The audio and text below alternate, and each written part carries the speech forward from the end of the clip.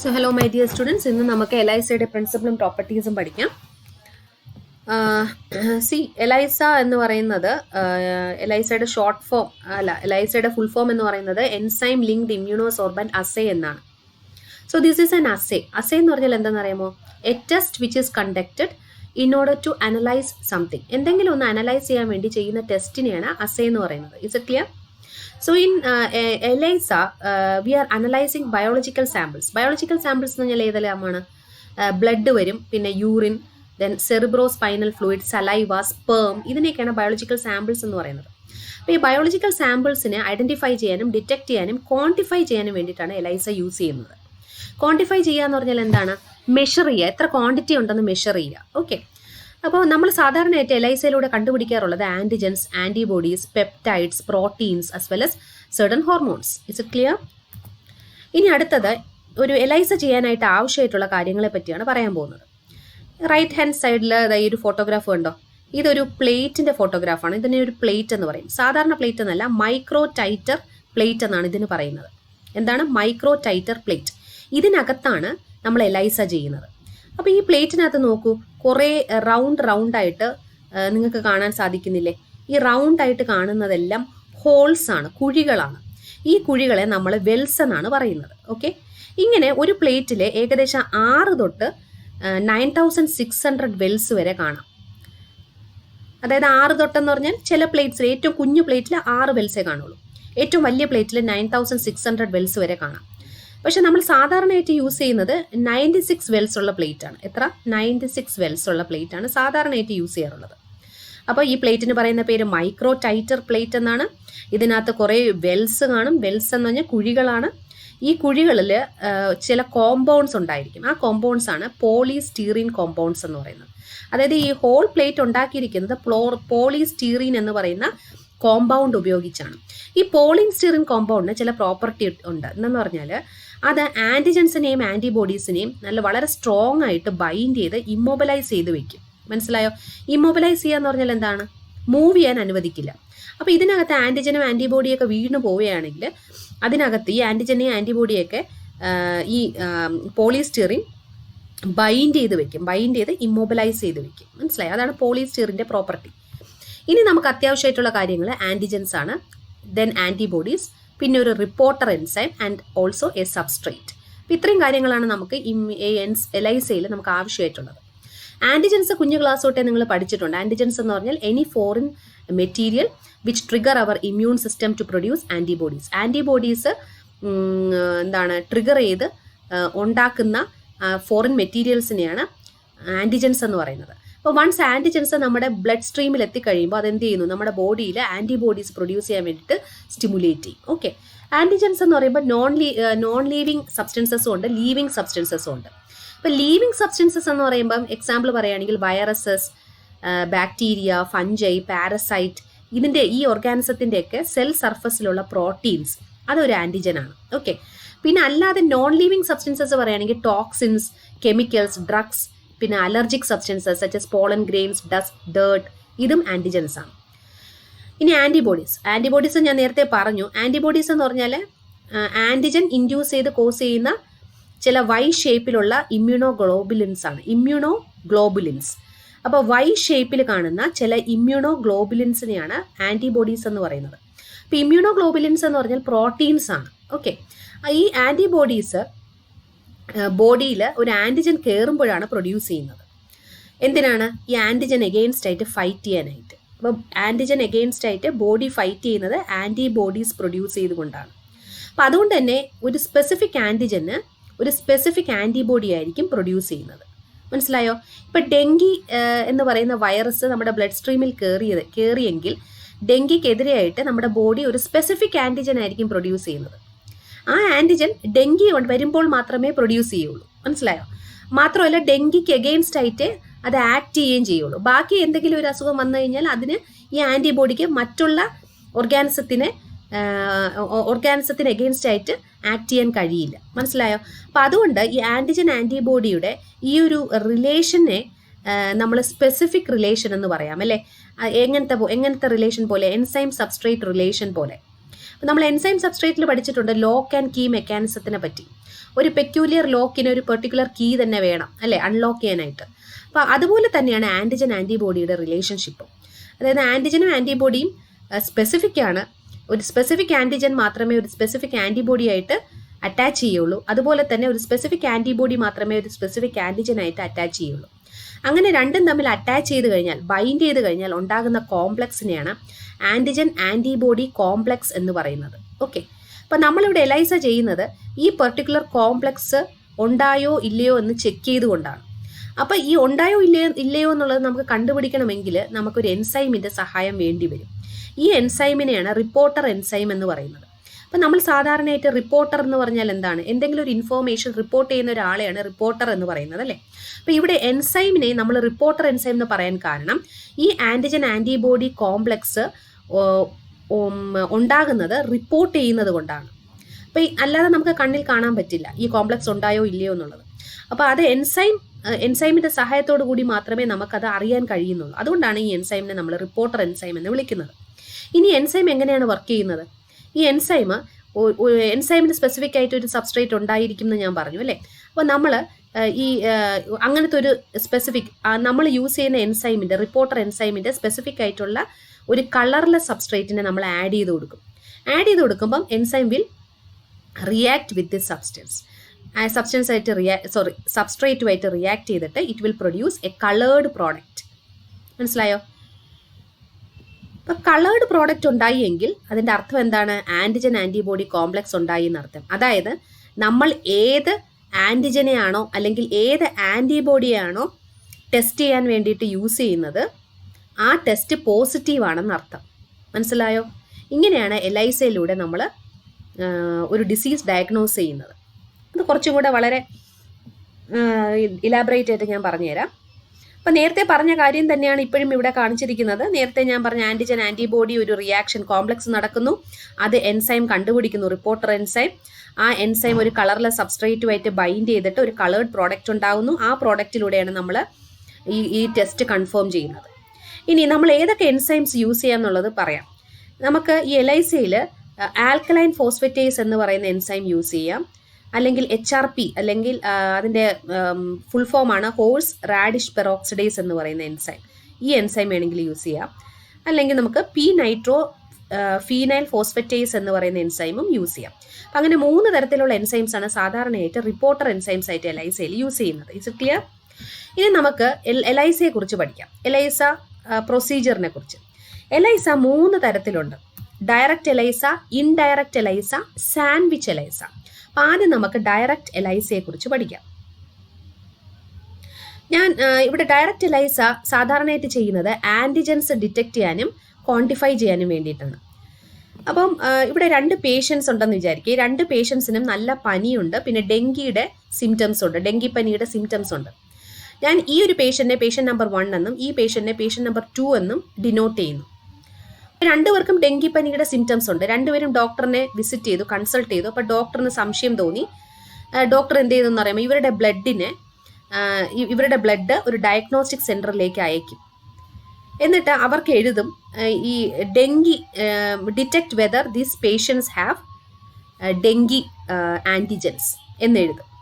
അപ്പോൾ ആ ഡയഗ്നോസ്റ്റിക് സെൻറ്ററിലുള്ള ആൾക്കാർ, ലാബ് അസിസ്റ്റൻസ്, അവരെന്ത് ചെയ്യുന്നറിയാമോ? അവർ ഈ പേഷ്യൻറ്റിൻ്റെ ബ്ലഡിൽ നിന്ന് ബ്ലഡ് സിറത്തിനെ മാത്രമായിട്ട് ഐസൊലേറ്റ് ചെയ്യുക. ബ്ലഡിൽ നിന്ന് എന്ത് ചെയ്യും? റെഡ് ബ്ലഡ് സെൽസിനെയൊക്കെ കളഞ്ഞിട്ട് ബ്ലഡ് സിറത്തിനെ ഐസൊലേറ്റ് ചെയ്തെടുക്കും. അത് ഐസൊലേറ്റ് ചെയ്യാന്ന് പറഞ്ഞാൽ വേറെ ഒന്നുമല്ല, ബ്ലഡ് എടുത്തിട്ട് അതിനെ സെൻട്രിഫ്യൂജ് ചെയ്ത് കളഞ്ഞാൽ മതി. അപ്പോൾ ആദ്യം വരുന്നത് റെഡ് ബ്ലഡ് സെൽസ് ആണ്. റെഡ് ബ്ലഡ് സെൽസിനെ എല്ലാം ഡീകാൻഡ് ചെയ്ത് കളയും. അതായത് റെഡ് ബ്ലഡ് സെൽസിനെ കളയും, പിപ്പറ്റിൽ നിന്ന് അതിനെ ആസ്പയർ ചെയ്തെടുത്തും കളയും. അപ്പോൾ ബാക്കിയുള്ളത് ബ്ലഡ് സിറമാണ്. അപ്പോൾ ഈ ബ്ലഡ് സിറത്തിനകത്താണ് ആൻറ്റിജൻസ് കാണുന്നത്. ഓക്കെ, അപ്പോൾ ഈ പേഷ്യൻ്റ് നമ്പർ 1 പോസിറ്റീവാണ്. പോസിറ്റീവ് പേഷ്യൻ്റ് എന്ന് പറഞ്ഞാൽ അദ്ദേഹത്തിന് ഡെങ്കി ഫീവർ ഉണ്ട്. പേഷ്യൻ്റ് നമ്പർ 2 എന്ന് പറഞ്ഞാൽ നെഗറ്റീവാണ്, അദ്ദേഹത്തിന് ഡെങ്കി ഫീവർ ഇല്ല. അപ്പോൾ പേഷ്യൻ്റ് നമ്പർ 1 പോസിറ്റീവ് ആയതുകൊണ്ട് തന്നെ ഡെങ്കിയുടെ ആൻറ്റിജൻസ് അദ്ദേഹത്തിൻ്റെ ബ്ലഡ് സ്ട്രീമിൽ കാണും അല്ലേ. അപ്പോൾ നമ്മൾ ഇനി എന്ത് ചെയ്യുന്നു? എലൈസ ചെയ്യാൻ പോവുകയാണ്. അപ്പോൾ എലൈസയിൽ നമ്മൾ എലൈസ എവിടെ വെച്ചാണ് ചെയ്യുന്നത്? ഇതെല്ലാം വെൽസിൽ വെച്ചാണ് ചെയ്യുന്നതെന്ന് പറഞ്ഞല്ലേ. അപ്പോൾ ഈ 96 വെൽസുള്ള പ്ലേറ്റാണ് ഞാൻ എടുത്തതെങ്കിൽ അതിൽ 96 വെൽസിൽ നിന്ന് ഒരു വെല്ലിലായിരിക്കും ഞാൻ ഈ പെർട്ടിക്കുലർ എക്സ്പെരിമെൻറ്റ് ചെയ്യുന്നത്. മനസ്സിലായോ? So I will be doing all these experiments in 1 well.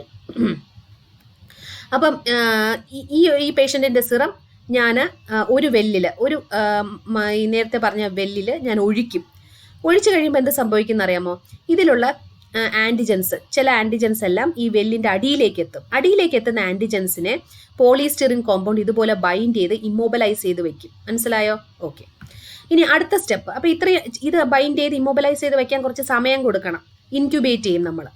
Incubate ചെയ്ത് കഴിഞ്ഞിട്ട് ഒരു 10-20 മിനിറ്റ് ഇൻക്യുബേറ്റ് ചെയ്തിട്ട് അടുത്ത സ്റ്റെപ്പ് എന്താണെന്ന് പറഞ്ഞാൽ ഇതിനെ വാഷ് ചെയ്ത് കളയും. വാഷ് ചെയ്യുന്ന വേറെ ഒന്നുമല്ല, ഒരു പിപ്പറ്റിൽ കുറച്ച് ഡിസ്റ്റിൽഡ് വാട്ടർ എടുത്ത് ഇതിനകത്ത് ഒഴിച്ചിട്ട് ആ പിപ്പറ്റ് കൊണ്ട് തന്നെ തിരിച്ച് ആസ്പെയർ ചെയ്ത് അതിനെ എടുത്തിട്ട് ഇതിനകത്തുള്ള എല്ലാ വെള്ളവും ആസ്പെയർ ചെയ്ത് ആ പിപ്പറ്റിൽ എടുത്തിട്ട് കളയും. മനസ്സിലായോ? അപ്പം നമ്മൾ നോക്കുമ്പോൾ ഇത് ഡ്രൈ ആയിട്ടിരിക്കും. എന്നിട്ട് ഇതിനകത്തേക്ക് ഒരു എൻസൈം ലിങ്ക്ഡ് ആൻറ്റിബോഡി ആഡ് ചെയ്ത് കൊടുക്കും. എൻസൈം ലിങ്ക്ഡ് ആൻറ്റിബോഡിയാണ് ഇവിടെ വരച്ചിരിക്കുന്നത്. ഇതാ ഈ വൈ ഷേപ്പ് എന്ന് പറഞ്ഞാൽ ഇൻവേർട്ടഡ് വൈ ഷേപ്പാണ് ഇവിടെ വരച്ചിരിക്കുന്നത്. ഇതൊരു ആൻറ്റിബോഡിയാണ്. ഇതാണ് ഞാൻ വരച്ചിരിക്കുന്നത്. This is an antibody. ഈ ആൻറ്റിബോഡിയിൽ നോക്കൂ, നീല കളറിൽ ഞാൻ ഒരു സാധനവും കൂടെ ഇവിടെ ലിങ്ക് ചെയ്തിട്ടുണ്ട്. ഇതാണ് എൻസൈം. അപ്പോൾ എൻസൈം ലിങ്ക്ഡ് ആൻറ്റിബോഡി ഞാൻ ആഡ് ചെയ്ത് കൊടുക്കും. അപ്പോൾ ഈ പെർട്ടിക്കുലർ ആൻറ്റിബോഡി ഞാൻ ആഡ് ചെയ്ത് കൊടുക്കുന്ന ഈ ആൻറ്റിബോഡി എന്ന് പറയുന്നത് ഡെങ്കി വൈറസ് നമ്മുടെ ബോഡിയിൽ കയറുമ്പോൾ നമ്മുടെ ബോഡി പ്രൊഡ്യൂസ് ചെയ്യുന്ന ആൻറ്റിബോഡീസാണ്. ഓക്കെ. അപ്പം ഞാൻ ഡിറ്റക്ട് ചെയ്യാൻ പോകുന്നത് ഇത് ഡെങ്കി വൈറസ് ആണോ എന്നാണ്. അപ്പോൾ അതുകൊണ്ട് തന്നെ ഞാനിവിടെ ആഡ് ചെയ്ത് കൊടുക്കേണ്ട ആൻറ്റിബോഡി ഏതാണ്? ഡെങ്കി വൈറസ് നമ്മുടെ ബോഡിയിൽ കയറുമ്പോൾ നമ്മുടെ ബോഡി പ്രൊഡ്യൂസ് ചെയ്യുന്ന ആൻറ്റിബോഡീസ് ആയിരിക്കണം നമ്മളിവിടെ ആഡ് ചെയ്ത് കൊടുക്കേണ്ടത്, അല്ലേ? അപ്പം ഞാൻ ആ ആൻറ്റിബോഡിയാണ് ആഡ് ചെയ്ത് കൊടുത്തത്. പക്ഷേ ഈ ആൻറ്റിബോഡിയുടെ കൂടെ എന്തും കൂടെ ഉണ്ട്? ഒരു റിപ്പോർട്ടർ എൻസൈമും കൂടെ അറ്റാച്ച് ചെയ്തിട്ടുണ്ട്. അപ്പോൾ ഇത് ശരിക്കും പറഞ്ഞാൽ ഈ പേഷ്യൻറ്റിന് ഡെങ്കി ഫീവർ ഉണ്ട്. അതുകൊണ്ട് തന്നെ ഇദ്ദേഹത്തിൻ്റെ സിറത്തിൽ എന്തുണ്ട്? ആൻറ്റിജൻ ഉണ്ടായിരുന്നു. അപ്പോൾ ഈ ആൻറ്റിജൻ ഇങ്ങനെ ഈ വെൽസിൻ്റെ ഈ പോളിസ്റ്ററിൻ പ്ലേറ്റിലേക്ക് ഇങ്ങനെ അഡർ ചെയ്ത് നിൽക്കുകയാണ്.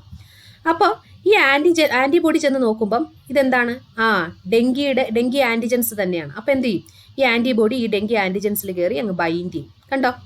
ഈ ആൻറ്റിബോഡിയുടെ 2 വൈ ഷേപ്പിലുള്ള ആംസും ഈ 2 ആൻറ്റിജൻസിലേക്ക് കയറി അങ്ങ് സ്ട്രോങ് ആയിട്ട് ബൈൻഡ് ചെയ്ത് അപ്പം ഈ ബൈൻഡ് ചെയ്യുമ്പം ഈ എൻസൈമും കൂടെ അതിനകത്ത് ലിങ്ക് ചെയ്തുകൊണ്ട് ഇതെല്ലാം കൂടെ ലിങ്ക് ചെയ്തിരിക്കുകയാണ്, ബൈൻഡ് ചെയ്തിരിക്കുകയാണ്. ഇതൊരു കോംപ്ലക്സ് ആയിട്ട് മാറും. ഇതിനെയാണ് ഒരു കോംപ്ലക്സ് എന്ന് പറയുന്നത്.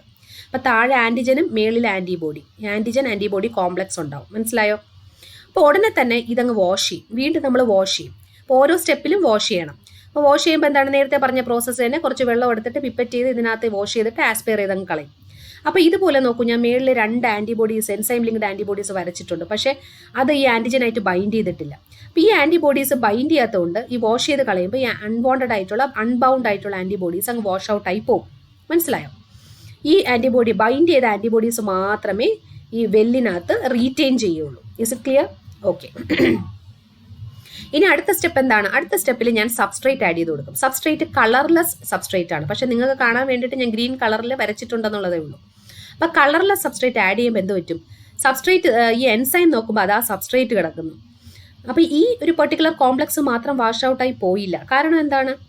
ഇത് സ്ട്രോങ് ആയിട്ട് ഈ ആൻറ്റിജനെ ഈ പോളിസ്റ്റീറിൻ കോമ്പൗണ്ട് അറ്റാച്ച് ചെയ്ത് വെച്ചിരിക്കുന്നത് കൊണ്ടാണ് വാഷ് ഔട്ടായി പോവാത്തത്. അപ്പോൾ പെട്ടെന്ന് തന്നെ ഈ എൻസൈം എന്ത് ചെയ്യും? ഈ സബ്സ്ട്രേറ്റിനെ കയറി അങ്ങ് ആക്രമിക്കും. അതായത് സബ്സ്ട്രേറ്റായിട്ട് റിയാക്ട് ചെയ്യുമ്പം ഈ എൻസൈം ഈ സബ്സ്ട്രേറ്റിനെ ഒരു കളേർഡ് പ്രോഡക്റ്റ് ആയിട്ട് മാറ്റും. അപ്പോൾ ഇതിനകത്ത് നിറച്ച് ഒരു കളർ ഉണ്ടാവും. സാധാരണ ഏറ്റവും ഫോം ചെയ്യുന്ന കളർ എന്ന് പറയുന്നത് യെല്ലോ കളറാണ്. അപ്പോൾ ഈ സാമ്പിളിനകത്ത് ഞാൻ സബ്സ്ട്രേറ്റ് ആഡ് ചെയ്ത് കൊടുക്കും. സബ്സ്ട്രേറ്റ് എന്ന് പറഞ്ഞാൽ കളർലെസ് സബ്സ്ട്രേറ്റ് ആണ്. അപ്പോൾ എല്ലാം ലിക്വിഡാണ് ആഡ് ചെയ്ത് കൊടുക്കുന്നത് കേട്ടോ. ഇതെല്ലാം ലിക്വിഡ് ഫോമാണ്. അപ്പോൾ സബ്സ്ട്രേറ്റിനെ കുറച്ച് ഡിസ്റ്റിൽ വാട്ടറോ അതോ എനിക്ക് തോന്നുന്നു ആൽക്കഹോൾ ആണെന്ന് തോന്നുന്നു, ആൽക്കഹോളായിട്ട് മിക്സ് ചെയ്തിട്ട് ആഡ് ചെയ്ത് കൊടുക്കും. അപ്പോൾ ലിക്വിഡ് ആണല്ലോ. അപ്പോൾ ആഡ് ചെയ്ത് കൊടുക്കുമ്പം ഈ എൻസൈം എന്ത് ചെയ്യുന്ന അറിയാമോ? ഈ സബ്സ്ട്രേറ്റിനെ കാറ്റലൈസ് ചെയ്തിട്ട് ഈ കളർലെസ് സബ്സ്ട്രേറ്റിനെ കളേർഡ് ആയിട്ടുള്ളൊരു പ്രോഡക്റ്റ് ആയിട്ട് മാറ്റും. അപ്പോൾ പെട്ടെന്ന് തന്നെ നമുക്ക് അപ്പോൾ ഇതിനകത്ത് ഒരു കളറും ഇല്ല. നമുക്ക് ഈ എന്താണ് ആൻറ്റിജൻ ആൻറ്റിബോഡി ഈ പെർട്ടിക്കുലർ കോംപ്ലക്സിനെ നമുക്ക് നേക്കഡ് ആയതുകൊണ്ട് കാണാനും പറ്റില്ല. ഓക്കെ. ഫുൾ കളർലെസ് വൈറ്റ് ആയിട്ടാണ് നമുക്ക് കാണുന്നത് ഇതെല്ലാം ഈ വെല്ലിനകത്ത് മൊത്തം. എന്നിട്ട് നമ്മൾ കളർലെസ് സബ്സ്ട്രേറ്റ് ആഡ് ചെയ്ത് കൊടുക്കും. അതും കളർലെസ് ആണ്. അപ്പം വെറും വെള്ളം ആഡ് ചെയ്ത് കൊടുക്കുന്ന പോലെ നമുക്ക് കാണാൻ പറ്റുള്ളൂ. അപ്പോൾ വെള്ളം ആഡ് ചെയ്ത് കൊടുക്കുന്നത് കളർലെസ് സബ്സ്ട്രേറ്റ് ആഡ് ചെയ്ത് കൊടുത്താൽ അതിൻ്റെ കളർ എന്താണ്? വൈറ്റ് ആണ്, കളർലെസ് ആയതുകൊണ്ട്. ആ വെള്ളം പോലെ ഇരിക്കുന്നത് പെട്ടെന്ന് തന്നെ നമുക്ക് ഈ യെല്ലോ കളറിലേക്ക് ചേഞ്ച് ചെയ്യുന്നതായിട്ട് കാണാൻ സാധിക്കും. ഓക്കെ. എപ്പോൾ മാത്രം? ഈ ആൻറ്റിജൻ ആൻറ്റിബോഡി കോംപ്ലക്സ് ഉണ്ടെങ്കിൽ മാത്രം. മനസ്സിലായോ? അപ്പോൾ അതിനകത്ത് ഈ എൻസൈം കൂടെ ലിങ്ക് ചെയ്തിട്ടുണ്ടല്ലോ ഈ ആൻറ്റിബോഡിയിൽ. അപ്പോൾ ആ എൻസൈം ഈ സബ്സ്ട്രേറ്റിനെ കാറ്റലൈസ് ചെയ്തിട്ട് ഈ കളർലെസ് സബ്സ്ട്രേറ്റിനെ കളേർഡ് പ്രോഡക്റ്റ് ആയിട്ട് മാറ്റും. അപ്പോൾ ഇതിനകത്ത് തന്നെ ആ പ്രോഡക്റ്റ് ഉണ്ടാകുന്നത് കാണാൻ പറ്റും. ആ പ്രോഡക്റ്റിന് യെല്ലോ കളറായിരിക്കും. എന്നിട്ട് ഈ പെർട്ടിക്കുലർ സൊല്യൂഷനെ നമ്മൾ പിപ്പറ്റ് ഔട്ട് ചെയ്തിട്ട് ഒരു ക്യുവറ്റിൽ എടുത്തിട്ട് അതിനെ കലോറിമീറ്റർ ചെയ്യും. കലോറിമെട്രി, ഒരു കലോറിമീറ്റർ എന്ന് പറയുന്ന ഇൻസ്ട്രുമെന്റിലെ കലോറിമെട്രി എന്ന് പറയുന്ന ഒരു പ്രോപ്പർട്ടി ചെയ്യും. ഓക്കെ, ഒരു കലോറിമെട്രി എന്ന് പറഞ്ഞ ഒരു ഫിനോമിനനാണ്. എന്താണ് കലോറിമെട്രി? ലൈറ്റ് ഉപയോഗിച്ചുകൊണ്ട്, ഒരു particular wave length of light ഉപയോഗിച്ചുകൊണ്ട് ഒരു സൊല്യൂഷനകത്തുള്ള സബ്സ്റ്റൻസസിനെ ക്വാണ്ടിഫൈ ചെയ്യാൻ വേണ്ടി, മെഷർ ചെയ്യാൻ വേണ്ടിയിട്ട് യൂസ് ചെയ്യുന്ന ഒരു ഫിനോമിനെയാണ് നമ്മൾ കലോറിമെട്രി എന്ന് പറയുന്നത്. ഓക്കെ, അപ്പം ഇതിനകത്ത് ഉള്ള ഈ ആൻറ്റിജൻസ്, ആൻറ്റിബോഡീസും ഈ പെർട്ടിക്കുലർ നമ്മൾ ഈ കലോറിമെട്രി ചെയ്യുമ്പം ലൈറ്റിനെ അബ്സോർബ് ചെയ്യുമ്പം ആ അബ്സോർബ് ചെയ്ത ലൈറ്റിൻ്റെ ഇൻറ്റൻസിറ്റി എത്രയാണെന്നുള്ളത് ODയിൽ കാണാൻ പറ്റും. ഇതുപോലെ വെളിയിൽ ഡിജിറ്റൽ ODയിൽ ഇതുപോലെ 0.10 അങ്ങനെ ODയിൽ കാണാൻ പറ്റും. അങ്ങനെയാണ് നമ്മൾ ഇതിനെ ക്വാണ്ടിഫൈ ചെയ്യുന്നത്. മനസ്സിലായോ? അപ്പോൾ ഈ ക്വാണ്ടിഫൈ ചെയ്യുമ്പോൾ ഈ വെളിയിൽ ഇങ്ങനെ ഇതുപോലെ OD കാണിക്കുമ്പോൾ, ഒപ്റ്റിക്കൽ ഡെൻസിറ്റി കാണിക്കുമ്പോൾ ഇതുപോലെ ഇങ്ങനെ ഡിറ്റക്ട് ചെയ്ത് ഈ കലോറിമെട്രിയിൽ ഇത് ഡിസ്പ്ലേ ചെയ്യുമ്പോൾ നമ്മൾ മനസ്സിലാക്കുന്ന എന്താണ്? ഈ സൊല്യൂഷനകത്ത് എത്ര ആൻറ്റിജൻസ് ഉണ്ട് എന്നുള്ളതാണ് നമ്മൾ ഡിറ്റക്ട് ചെയ്യുന്നത്. അതായത് ഈ പെർട്ടിക്കുലർ ഡിസ്പ്ലേയിലൂടെ കാണിക്കുന്ന, ഞാനിവിടെ 0.10 എന്നാണ് ആ കലോറിമെട്രി ഡിവൈസ്, കലോറിമീറ്റർ ഡിവൈസിൽ ഇതുപോലെ ഒരു റീഡിങ് വന്നു എന്നിരിക്കട്ടെ, 0.10. അപ്പോൾ 0.10 എന്ന് പറഞ്ഞാൽ it shows the amount of antigen present within this coloured substance. മനസ്സിലായോ? അങ്ങനെയാണ് നമ്മൾ ആൻറ്റിജനെ ഡിറ്റക്റ്റ് ചെയ്യുകയും ക്വാണ്ടിഫൈ ചെയ്യുകയും ചെയ്യുന്നത്. അപ്പോൾ അവസാനം നമ്മൾ ക്വാണ്ടിഫൈ ചെയ്യുന്നത് കലോറിമെട്രിയിലൂടെയാണ്, with the help of an instrument known as colorimeter. Okay, ഇനി പേഷ്യൻ്റ് നമ്പർ 2 കാര്യം നോക്കൂ. പേഷ്യൻ്റ് നമ്പർ 2 നമ്മൾ ഇതുപോലെ തന്നെ റിപ്പീറ്റ് ചെയ്യും സ്റ്റെപ്സ്. അപ്പോൾ ഇതിൽ വേറൊരു വെല്ലിൽ, അതായത് അതേ പ്ലേറ്റിൽ 96 വെൽസ് ഉണ്ടെന്ന് ഞാൻ പറഞ്ഞു. ഇതിൽ ഒരു വെല്ലിലാണ് ഞാൻ ഈ പേഷ്യൻ്റ് നമ്പർ 1 സാമ്പിൾ ആഡ് ചെയ്തത്. തൊട്ടടുത്തിരിക്കുന്ന വെല്ലിൽ തന്നെ നമുക്ക് ഈ പേഷ്യൻ്റ് നമ്പർ 2 സാമ്പിൾ ആഡ് ചെയ്യാം. പക്ഷെ നമുക്കറിയാം patient number 2 negative ആണെന്നല്ലേ.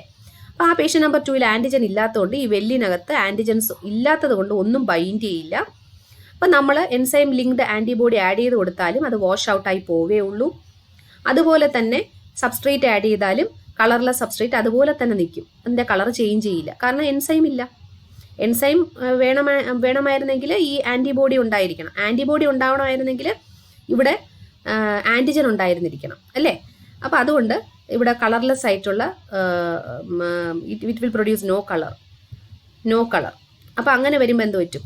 The reaction the test will be negative. Okay, negative ആയാൽ എന്താണ് അർത്ഥം? The patient is free from dengue disease എന്നാണ് അർത്ഥം. Is it clear? അപ്പോൾ ഇതാണ് ഡയറക്റ്റ് എലീസ പ്രൊസീജിയർ എന്ന് പറയുന്നത്. അപ്പോൾ ഇത്രയേ ഉള്ളൂ. ഇനി അപ്പോൾ ആൻറ്റിജൻസ്, നമുക്ക് ഏത് തരത്തിലുള്ള ആൻറ്റിജൻസിനെയും നമുക്ക് ഈ ഡയറക്റ്റ് എലീസയിലൂടെ കണ്ടുപിടിക്കാൻ പറ്റും. ഓക്കെ, അപ്പോൾ ഇത്രയേ ഉള്ളൂ ഇന്നത്തെ ക്ലാസ്സിൽ. ഇനി അടുത്ത ക്ലാസ്സിൽ ഇൻഡയറക്റ്റ് എലീസയെക്കുറിച്ചും സാൻഡ്വിച്ച് എലീസയെക്കുറിച്ചും പഠിപ്പിക്കാം. Okay, anyway thanks uh lot my dear students for your patient listening and corporation. Thank you.